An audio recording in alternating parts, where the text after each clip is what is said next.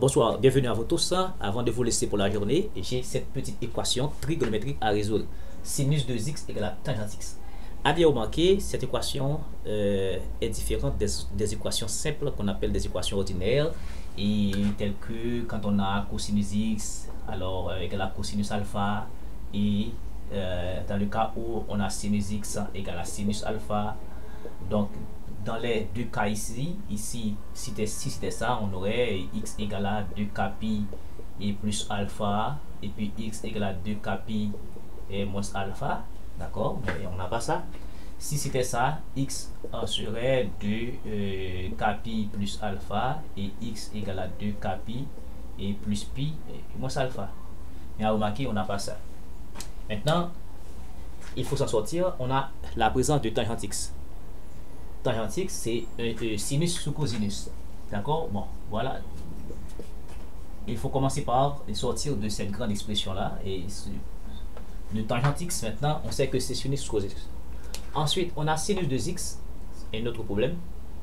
Mais on a la présence d'un axe double. On sait que sinus de x, c'est 2 sinus x et cosinus x. Ok? Et bien, pour cela, on va essayer d'utiliser, d'accord, ces deux expressions-là pour essayer de sortir de ces de tangente x et sinus de x. Maintenant, sinus de x, c'est 2 sinus x cosinus x. D'accord, ce que j'ai posé là. Ensuite, tangente x, c'est sinus x sur cosinus x. Encore, on n'est pas encore trop près parce que ici, d'accord, il faut arriver à des expressions, d'accord, du genre, mais malheureusement on n'est pas encore arrivé. Maintenant, comment faire? À remarquer, on a sinus ici, on a sinus, on a cosinus x, on a cosinus x. Puisqu'on a sinus x au numérateur, il est préférable d'avoir sinus au dénominateur pour simplifier par sinus x, ce serait mieux. D'accord? Si on divise par cosinus x, on va avoir cos carré x en bas, donc c'est pas trop joli. Maintenant, on va simplement diviser par sinus x. Et pour cela, en divisant par sinus x, on va avoir 2 sinus x cosinus x que je divise par sinus x, et ça va faire sinus x cosinus x, et que je divise par sinus x. Donc diviser par un nombre, c'est multiplier par l'inverse. D'accord? Ici, on va supposer que sinus x est différent de 0. Eh bien, arrivé ici, on simplifie. D'accord? On simplifie par les sinus. Il nous reste, on simplifie et par les sinus, donc il nous reste ici 2 cosinus x, 2 cosinus x égale à, ici c'est 1 sur cosinus x, d'accord? Donc tout ceci nous conduit à un produit croisé qui nous fait 2 cosinus carré x égale à 1. Vous voyez, on est presque, de cette expression cosinus et la cosinus alpha. Donc ça va faire 2 cosinus carré, alors cosinus carré x, ça va faire 1 sur 2. Maintenant, bon, puisque on n'a pas d'intervalle de définition de cette équation là, donc on va tout simplement dire que cosinus x sera plus ou moins, d'accord, 1 sur radical de 2.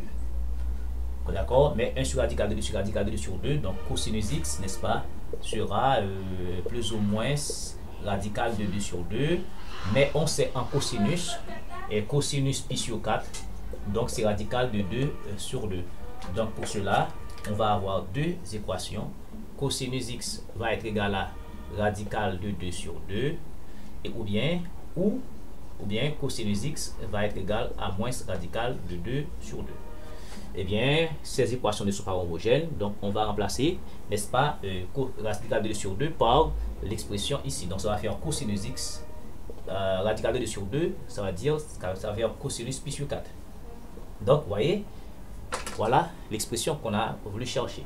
Et, ok, ensuite cosinus x, alors il y a un ou, ensuite cosinus x égale à moins radical de 2 sur 2, donc ça va faire radical, et ça va faire cosinus pi sur 4. Ok, maintenant pour la première équation, ça c'est 1, ça c'est 2, et bien pas de problème, c'est une inversion des sinus. Quand on a cosinus, c'est la cosinus alpha. Donc pour la première équation, on va avoir x va être et plus ou moins, alors 2k pi, et 2k pi, n'est-ce pas, plus ou moins et alpha qui est pi sur 4. Ok, et ça veut dire x égale à 2kp plus pi sur 4, et puis x égale à 2kp moins pi sur 4. Maintenant, avec k élément de z, ok, de z. Mais pour l'autre ici, l'autre équation, pour l'autre, ça commence, il y a une petite difficulté qu'on va essayer de retirer. D'accord. Maintenant, on a cosinus x à moins cos pi sur 4. Donc, cosinus x égale à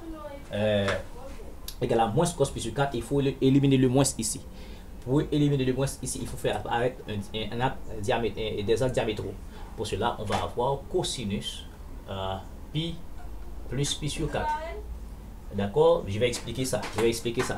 Quand on a ici, par exemple, le cercle trigonométrique, pardonnez-moi pour la construction. Quand on a ici un x par exemple, voilà, on a a, on a m, et ici ça c'est pi sur 2, ici c'est pi. Maintenant, à remarquer, si je veux pi plus alpha, donc je dois prendre tout ceci. Alors ça c'est x qui est là, donc si je veux x ici plus alpha, pi plus alpha, donc voici pi c'est tout ça, d'accord, pi c'est tout ça. Ok, je veux pi plus alpha ici. Donc pi plus alpha, donc il faut mener le diamètre.